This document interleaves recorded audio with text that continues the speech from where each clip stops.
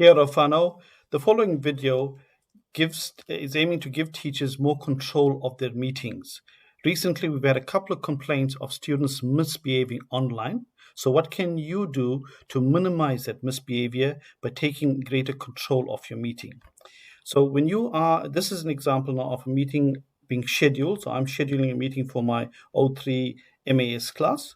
Once you've scheduled a meeting, there are meeting options down here that gives me a chance to take greater control. So basically, if I go onto there and I click on that control, when I say control enter, it takes me into the meeting options. Now, basically, the lobby is whereby you can decide to admit or not to admit somebody into the meeting. So you would click that to only me, and you can see there's a whole range of restrictions, and this is the most restrictive, whereby it's only me. Then you also have the option of here of deciding who's going to present.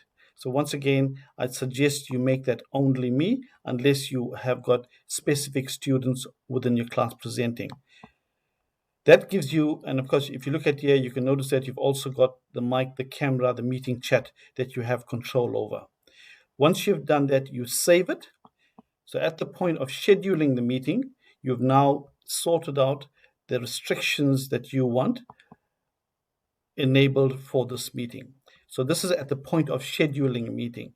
Now let's go and look at what happens when you're within the meeting and you decide that, hey, I've forgotten to place as restrictions. What do I do? In that situation, you are in the meeting, you're waiting for your students to join. You go to these three dots next to participants, click on that, and it says manage permissions. When you go manage permissions, you'll notice that the same window that we saw earlier come up, which gives you that control that you require. So this is while the meeting, as you know, you've started the meeting. So once again, go in there, click only me. So it means that, you know, only the students that you allow will be allowed within there. And who can present, you change that to only me, and then you save that. So that gives you that greater control over what happens within the meeting. So very quickly, I also just want to point out other options over here. So one of the other things that you can do once you've got all your students within the meeting, and to prevent other students from joining the meetings, you can lock the meeting. Now, this is very much like, you know, in a physical situation whereby you've got everyone you want within the room and then you lock the door.